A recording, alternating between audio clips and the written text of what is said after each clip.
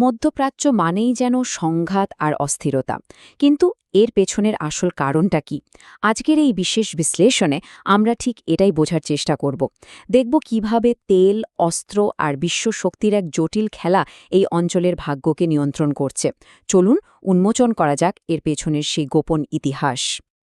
খবরের কাগজ খুললেই বা টিভির দিকে তাকালেই মধ্যপ্রাচ্যের সংঘাতের খবর, তাই না?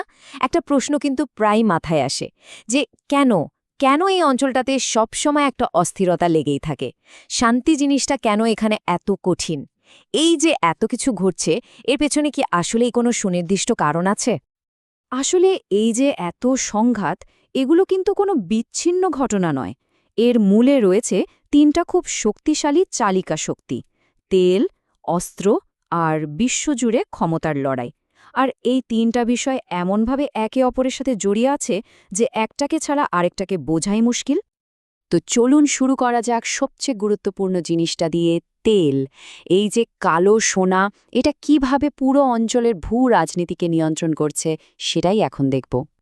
শুধু একটা সংখ্যা দেখুন, ৪৮%। ভাবা যায় গোটা পৃথিবীতে যত তেলের রিজার্ভ আছে তার প্রায় অর্ধেকই হল এই মধ্যপ্রাচ্যে। এই একটা তথ্যই কিন্তু বলে দেয় যে কেন সারা বিশ্বের ক্ষমতাধর দেশগুলোর নজর সবসময় এদিকে থাকে।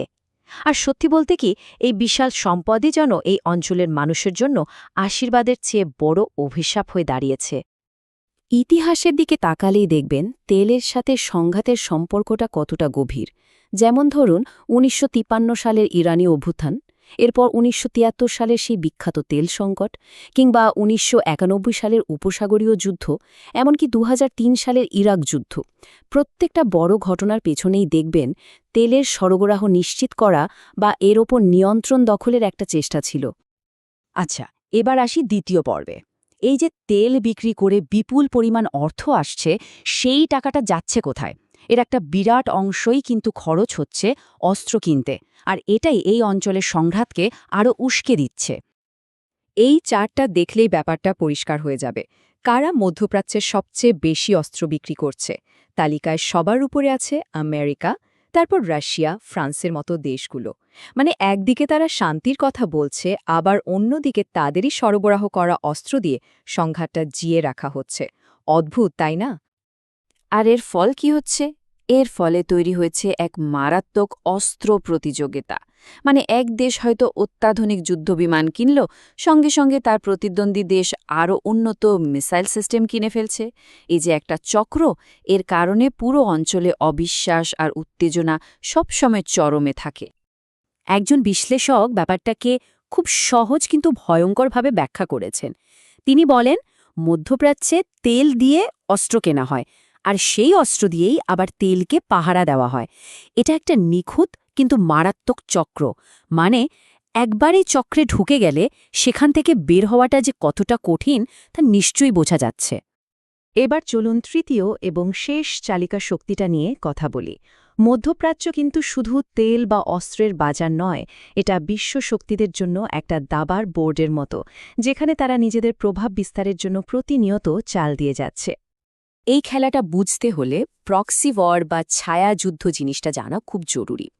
প্রক্সি ওয়ার কি? যখন দুটো বড় শক্তি সরাসরি একে অপরের সাথে যুদ্ধ না করে অন্য কোনো দেশ বা গোষ্ঠীকে সামনে রেখে লড়াইটা চালায়, সেটাই হলো প্রক্সি ওয়ার। আর বলতে গেলে পুরো মধ্যপ্রাচ্যই এখন এমন অসংখ্য ছায়া যুদ্ধের একটা ময়দান। এই টেবিলটা দেখুন, পুরো খেলার ছবিটা কিন্তু এখানে একদম পরিষ্কার। একদিকে আমেরিকা আর তার মিত্ররা, অন্যদিকে রাশিয়া আর ইরানের জোট, আর এদের মাঝে চীন তার অর্থনৈতিক সম্পর্ক দিয়ে নিজের জায়গা তৈরি করছে। মানে প্রত্যেকটা বড় শক্তি নিজেদের স্বার্থে কোনো না কোনো আঞ্চলিক শক্তিকে ব্যবহার করছে। এই জটিল সম্পর্কের জালই কিন্তু সংঘাতকে আরও গভীর থেকে গভীরতর করে তুলছে। তাহলে এই যে তেল, অস্ত্র আর ক্ষমতার এত জটিল খেলা, এর শেষ পরিণতিটা কি? আর এই অঞ্চলের ভবিষ্যৎই বা কোন দিকে যাচ্ছে? সব মিলিয়ে যা তৈরি হয়েছে তাকে একটা দুষ্ট চক্র বলা যেতে পারে। দেখুন, তেলের টাকা দিয়ে অস্ত্র কেনা হচ্ছে, সেই অস্ত্র দিয়ে আঞ্চলিক উত্তেজনা বাড়ছে, আর সেই সুযোগে বাইরের শক্তিগুলো নিজেদের স্বার্থে এখানে হস্তক্ষেপ করছে। আর এর চূড়ান্ত ফল? দশকের পর দশক ধরে চলা অস্থিরতা আর সাধারণ মানুষের অবর্ণনীয় কষ্ট আর দুর্ভোগ। তাই শেষ পর্যন্ত প্রশ্নটা এখানেই এসে দাঁড়ায়, তেল, অস্ত্র আর ক্ষমতার এই ভয়ঙ্কর চক্রটা কি আদৌ ভাঙা সম্ভব, নাকি মধ্যপ্রাচ্যকে চিরকালই বিশ্ব রাজনীতির এই জটিল খেলার শিকার হয়েই থাকতে হবে? উত্তরটা আমাদের সবারই হয়তো গভীরভাবে ভাবা দরকার।